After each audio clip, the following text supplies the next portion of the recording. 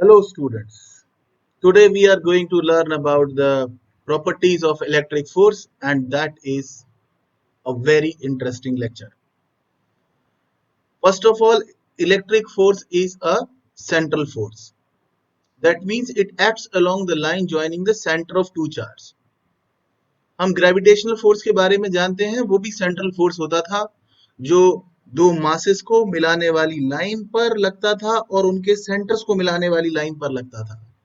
बिल्कुल इसी तरह दो चार्ज के सेंटर को मिलाने वाली लाइन के अलोंग अट्रैक्शन या रिपल्शन, जैसे भी चार्ज हो उसके हिसाब से, लाइक हो या अनलाइक हो, अट्रैक्शन या रिपल्शन फोर्स होगा। लेकिन उस लाइन के अलोंग काम करेगा, उस लाइन पर एक्ट करेगा जो कि दो चार्ज को आपस में मिलाती है और उनके सेंटर्स को मिलाती है।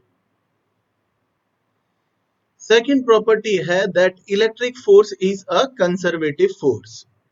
हम कंजर्वेटिव फोर्सेस के बारे में वर्क एनर्जी पावर एक चैप्टर होता है, वहां से जानते हैं कि कंजर्वेटिव फोर्स को कंजर्वेटिव बनाती है उसकी पोटेंशियल एनर्जी। जिस फोर्स के साथ पोटेंशियल एनर्जी एसोसिएटेड नहीं है वो फोर्स कंजर्वेटिव फोर्स तो नहीं है, क्योंकि कंजर्वेटिव फोर्स के कैरेक्टरिस्टिक होता है बहुत इंपॉर्टेंट। वो क्या होता है? पहला कैरेक्टरिस्टिक है, पहला और सबसे इंपॉर्टेंट कैरेक्टरिस्टिक है कि work done by conservative force between initial and final position is independent of the path followed by the body in the conservative field. A position से बी पोजीशन तक आप बॉडी को किसी भी रास्ते से लेकर जाएं, कंजर्वेटिव फोर्स सेम वर्क करेगा। जैसे ग्रेविटेशनल फील्ड एक कंजर्वेटिव फील्ड है, आप एक ऑब्जेक्ट को जमीन से लेकर रूफ तक लेकर जाते हो, एच हाइट तक, तो ऑलवेज ग्रेविटेशनल फोर्स mgh काम करेगा। आप अलग अलग कर सकते हैं बिकॉज आपका फोर्स कंजर्वेटिव नहीं है। I am talking about conservative force. आप एक स्टोन को फ्लोर से रूफ तक लिफ्ट से लेकर जाएं, स्टेयर केस से लेकर जाएं, फेंक दें, आप अलग अलग काम कर सकते हैं। लेकिन कंजर्वेटिव फोर्स यानी ग्रेविटी हर बार mgh काम करेगी। कंजर्वेटिव फोर्स जो है वो हमेशा दो पोजीशंस के बीच में डिस्प्लेसमेंट पे डिपेंड कर रहा है, इनिशियल और फाइनल पोजीशन पे डिपेंड कर रहा है। ए से बी तक, इनिशियल पोजीशन से फाइनल पोजीशन तक जाने में तय किए गए रास्ते पर डिपेंड नहीं करता है।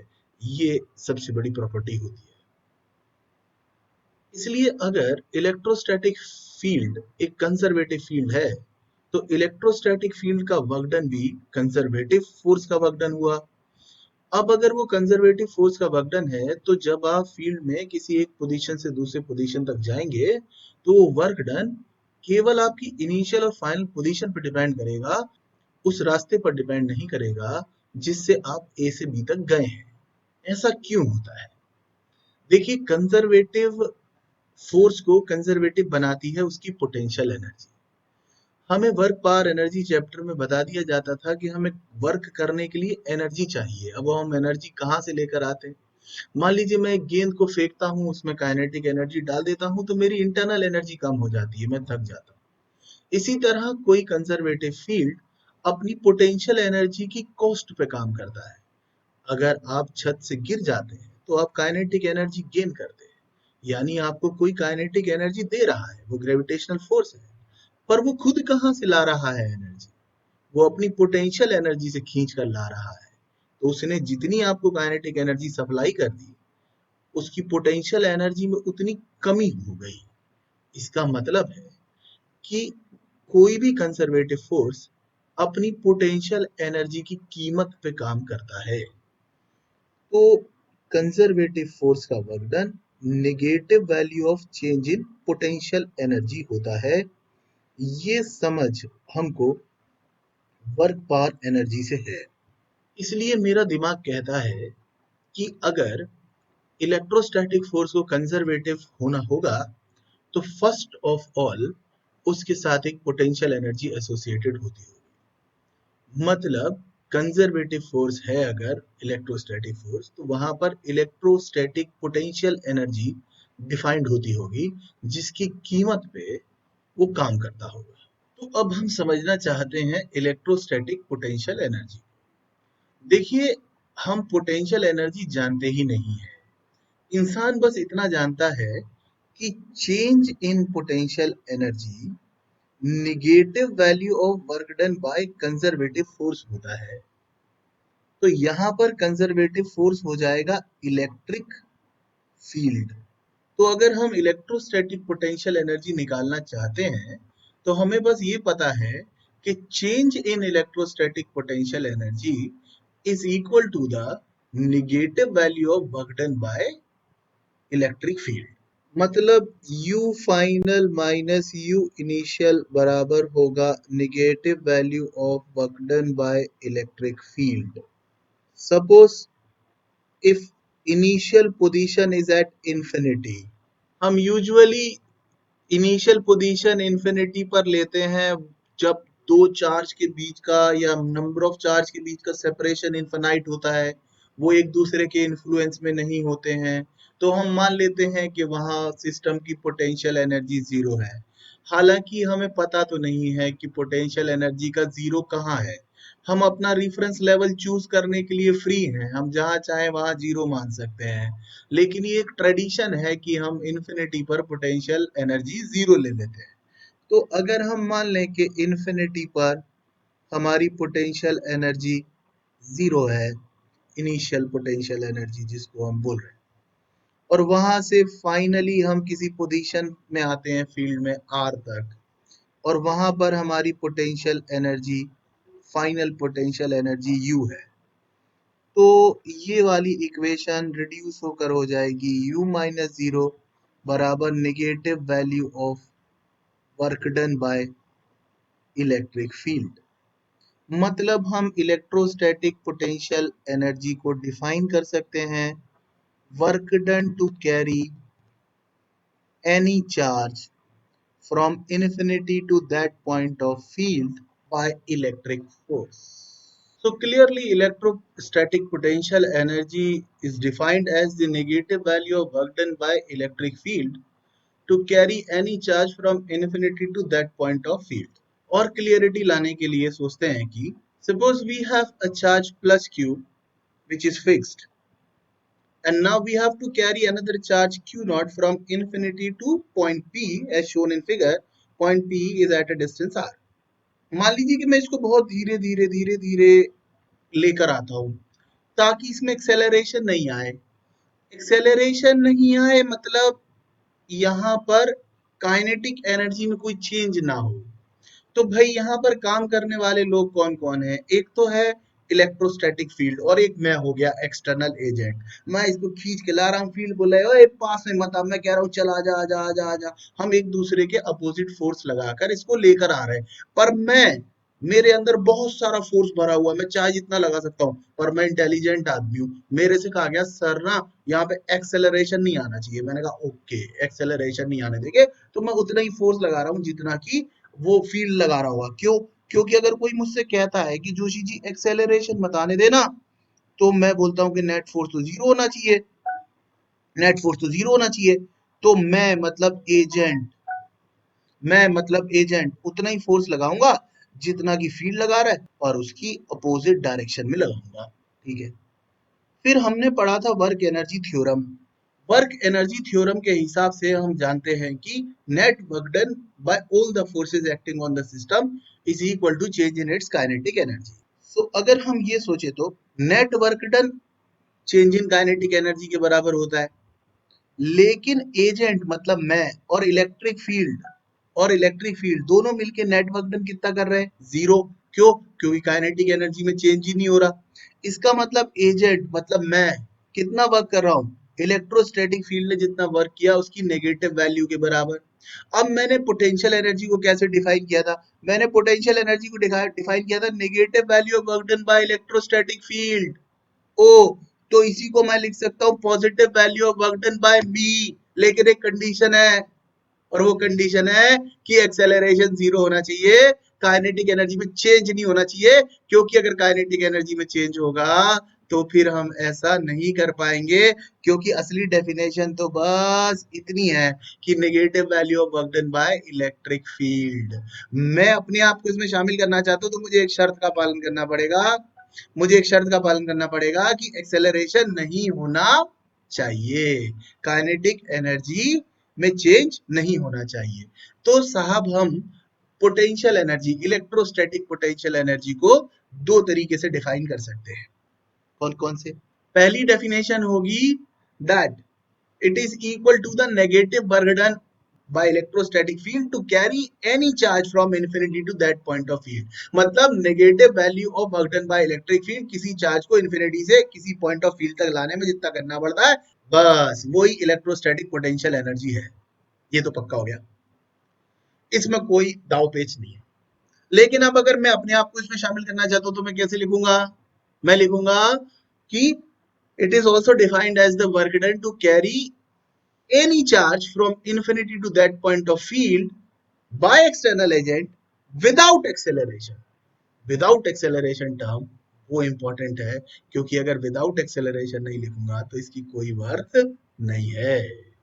नेक्स्ट है electric potential. It is defined as the potential energy per unit charge, यानी यूनिट चार्ज की पोटेंशियल एनर्जी को पोटेंशियल बोलते हैं।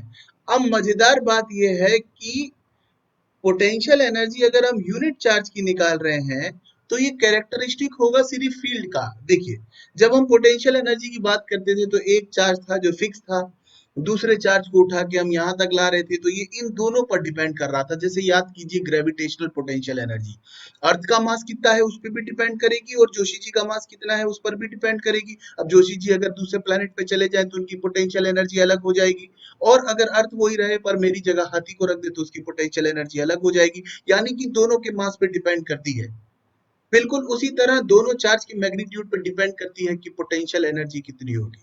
लेकिन अगर हम पर यूनिट चार्ज की पोटेंशियल एनर्जी निकाले तो हमने इस चार्ज को पता नहीं कितना, लेकिन इसको फिक्स कर लिया कि ये 1 ही है। इसका मतलब सिर्फ इस चार्ज पे यानी कि मेन चार्ज पे यानी कि फील्ड पैदा करने वाले चार्ज पे डिपेंड कर रही है। इसलिए सबसे बेहतरीन बात हो गई कि it is the characteristic of only electric field. ये सिर्फ इलेक्ट्रिक फील्ड का कैरेक्टरिस्टिक हो गई। अब सोचते हैं इसकी अगली बात कि भाई हमने पोटेंशियल एनर्जी को डिफाइन कैसे किया था?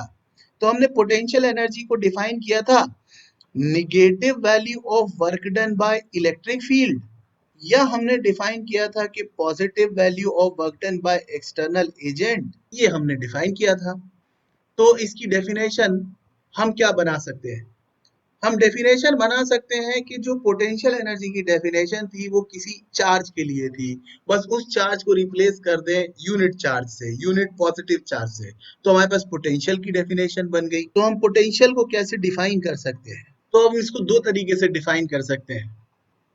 Potential at a point of field is defined as the work done by external agent to carry unit positive charge from infinity to that point of field without acceleration। मतलब अगर मैं काम कर रहा हूँ यूनिट पॉजिटिव चार्ज को infinity से उस पॉइंट तक लाने में, तो विदाउट एक्सेलरेशन मुझे करना होगा, वही जो होगा वो पोटेंशियल को डिस्क्राइब करेगा। या फिर negative value of work done by electrostatic force to carry unit positive charge from infinity to that point of field. अपन समझ ही गए कि डेफिनेशन तो वो की वही है, बस अपन पोटेंशियल एनर्जी में किसी भी चार्ज को उठा के ले आते थे, लेकिन पोटेंशियल में अपने से बोला जा रहा है स्पेसिफिकली कि 1 कूलम को ही लेकर आना। पोटेंशियल एनर्जी जितने सिस्टम में चार्ज है सबका मिला के कैरेक्टरिस्टिक है, लेकिन पोटेंशियल सिर्फ फील्ड का कैरेक्टरिस्टिक है, उस इलेक्ट्रिक फील्ड का कैरेक्टरिस्टिक है, उसमें कौन सा चार्ज रखा है उस पर डिपेंड नहीं कर रहा है। सो हमें पता चल गया कि पोटेंशियल को लिख सकते हैं potential energy per unit charge, मतलब पोटेंशियल एनर्जी अपॉन चार्ज, या फिर लिख सकते हैं negative value of work done by electric field upon charge, या फिर लिख सकते हैं positive value of work done by agent without acceleration upon charge. सही है। तो अब इसकी यूनिट की बात करें तो यूनिट आप जैसा देख रहे हैं, इसकी यूनिट एक तो होगी वर्क की यूनिट मतलब जूल अपॉन कूलॉम, इसको हम वोल्ट बोलते हैं, यानी 1 volt is equal to 1 joule per coulomb होता है। ये बात चल रही थी एसआई सिस्टम में। सीजीएस सिस्टम में यूनिट होती है stat volt.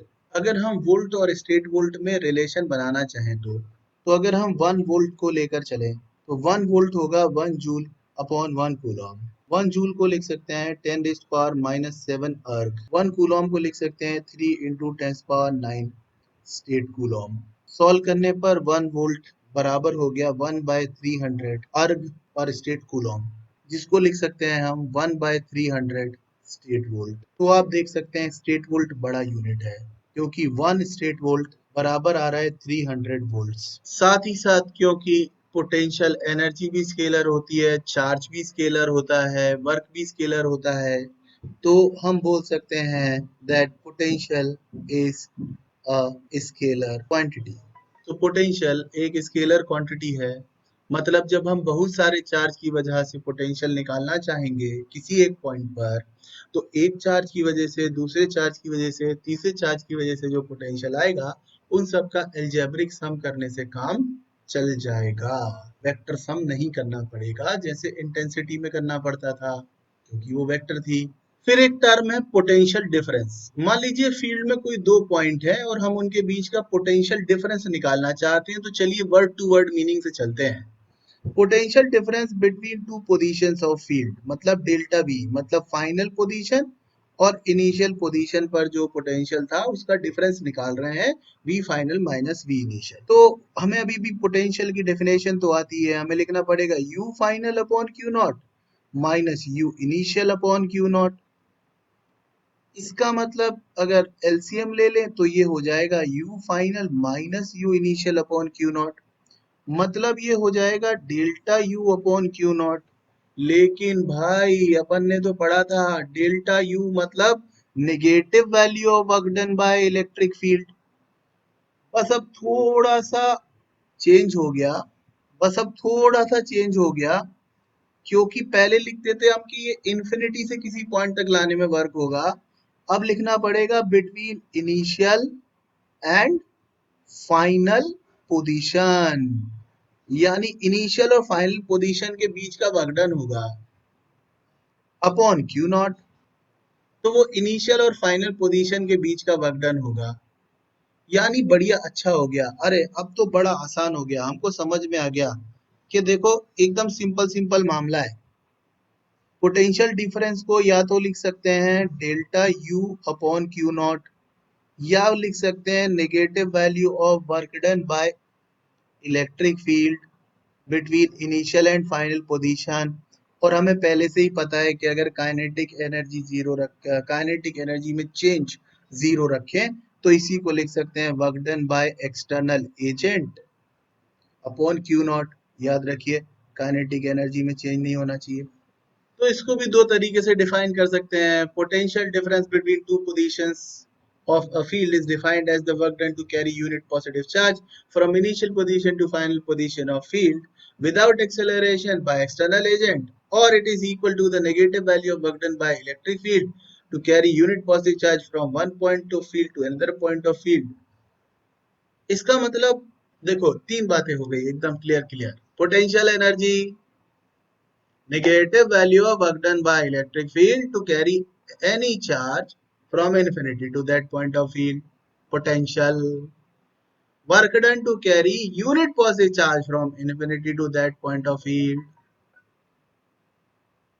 potential difference, work done to carry unit positive charge from one point to another point of field।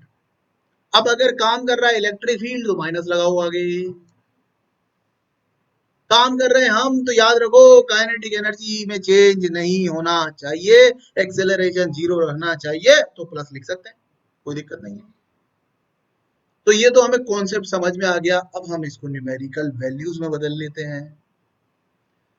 Potential की यूनिट भी वही होगी और पोटेंशियल डिफरेंस की यूनिट भी वही होगी, क्योंकि यूनिट तो दोनों ही सेम ही होना है, क्योंकि दोनों वर्क अपॉन चार्ज है। तो इसकी यूनिट अगर हम निकालें तो इसकी भी होगी वोल्ट एंड स्टेट वोल्ट, और सेम रिलेशन होगा इनके बीच में, और ये भी स्केलर क्वांटिटी होगी, यानी पोटेंशियल एनर्जी भी स्केलर हो गया, वोल्टेज भी स्केलर हो गया, पोटेंशियल डिफरेंस भी स्केलर हो गया जिसको वोल्टेज भी बोलते हैं, ऑल पोटेंशियल भी स्केलर हो गया। यानी ये सारे के सारे स्केलर हैं, मतलब इनको जोड़ने घटाने के लिए वेक्टर अलजेब्रा की जरूरत नहीं पड़ेगी। अब हम दोबारा अपनी वही स्थिति पर आ गए। पहले हम पॉइंट चार्ज के लिए पता करेंगे पोटेंशियल कितना है, फिर बहुत सारे चार्ज के लिए पता करेंगे, फिर फील्ड में पोटेंशियल डिफरेंस पता करेंगे।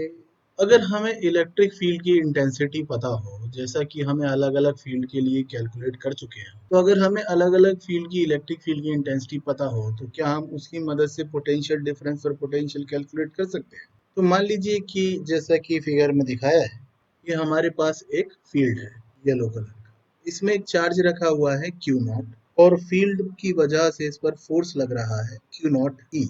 अब मान लेते हैं कि हमारे पास एक इनिशियल पॉइंट है आई, वहां से हम एक फाइनल पॉइंट एफ तक इस ग्रीन रास्ते तक से जा रहे हैं, इस ग्रीन पाथ से जा रहे हैं। तो चार्ज का डिस्प्लेसमेंट वेक्टर इस तरफ होगा ds वेक्टर और इनके बीच में एंगल होगा। तो इस छोटे से डिस्प्लेसमेंट के लिए इलेक्ट्रिक फील्ड कितना काम करेगा? तो अगर हम निकालें work done by electric field between initial and final position, वो हो जाएगा force vector dot ds vector.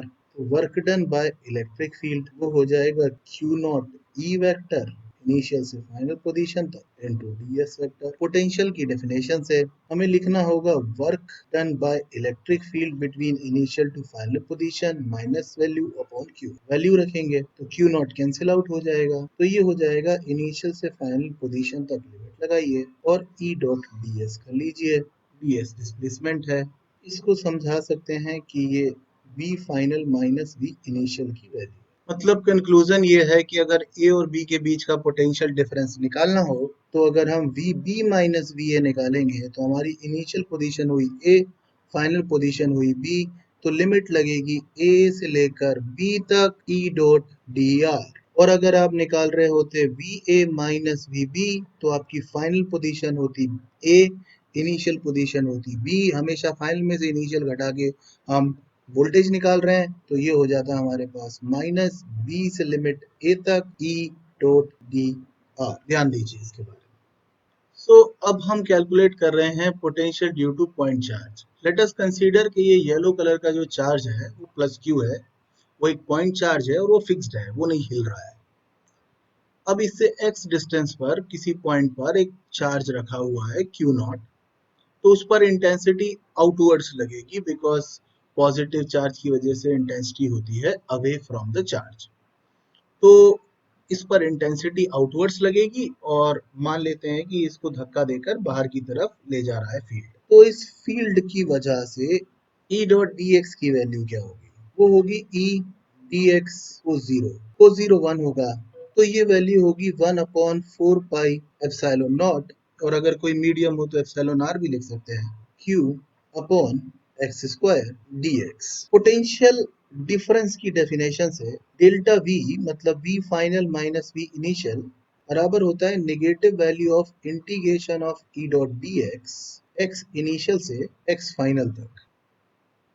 अब अगर हम मान लें कि इनिशियली हम लोग r डिस्टेंस पर थे पॉइंट A पर और फाइनली हम लोग इनफाइनाइट डिस्टेंस पर हैं इन्फिनिटी पर, तो इन्फिनिटी पर तो पोटेंशियल हम 0 मानते हैं और इनिशियल यानी इस पॉइंट ए पर पोटेंशियल हमको कैलकुलेट करना है, तो वो हमने भी ले लिया बराबर ये माइनस पहले से ही है।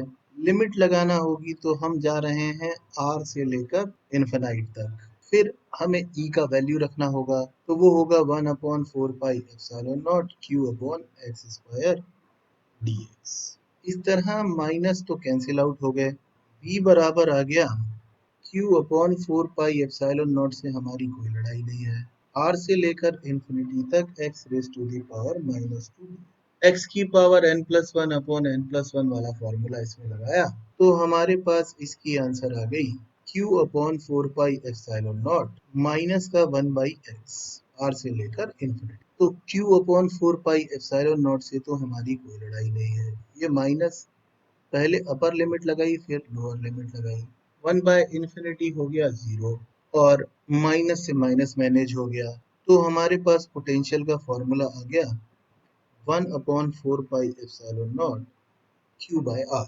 याद कीजिए इलेक्ट्रिक फील्ड का फॉर्मूला क्या आया था पॉइंट चार्ज के लिए, 1 upon 4 pi epsilon naught q upon r square, जबकि पोटेंशियल का क्या आ गया 1/4πε0 Q/r, उसमें नीचे आर स्क्वायर आता था, इसमें आर आ गया। E inversely proportional R square होता था, जबकि V inversely proportional R. Electric field में अगर हम चार्ज का साइन रखते थे तो उससे डायरेक्शन का फैसला होता था, मैग्नीट्यूड का नहीं। जबकि पोटेंशियल में अगर हम चार्ज का साइन रखते हैं तो उससे मैग्नीट्यूड का फैसला होता है, डायरेक्शन का नहीं, क्योंकि यहाँ डायरेक्शन का तो कोई मतलब ही नहीं है। तो पॉजिटिव चार्ज के फील्ड में चार्ज से r डिस्टेंस पर कितना आंसर आया हमारे पास, 1/4πε0 Q/r। अगर एप्सिलॉन r डाइलेक्ट्रिक कांस्टेंट का मीडियम होता तो V मीडियम में हो जाता 1/4πε0 Q/r। अरे वाह, ये तो फिर से वैसे ही दिखने लगा कि अगर हम किसी मीडियम में जाएंगे तो हवा के मुकाबले पोटेंशियल एप्सिलॉन r टाइम्स कम हो जाएगा।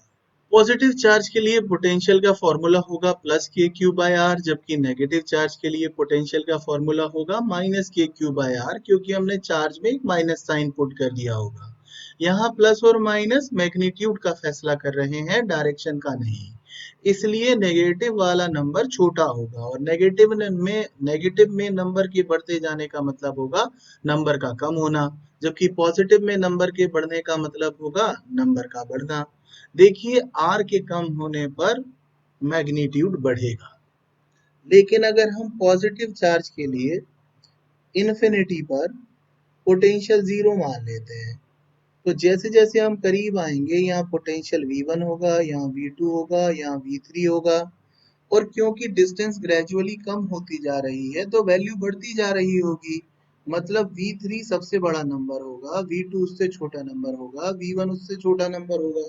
मतलब हम पॉजिटिव चार्ज से दूर जा रहे हैं तो पोटेंशियल कम हो रहा है, और लीस्ट पोटेंशियल इन्फिनिटी पर है और वो जीरो है। लेकिन नेगेटिव चार्ज के लिए हम इन्फिनिटी पे पोटेंशियल जीरो मानते हैं, पर बाकी सारे पोटेंशियल माइनस के होंगे।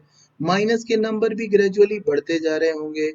ये माइनस का V1 होगा, यहाँ माइनस का V2 होगा, और पास आ जाए माइनस का V3 होगा, और V3 जैसे V1 होगा अगर -5 तो V2 होगा -10, तो V3 होगा -15।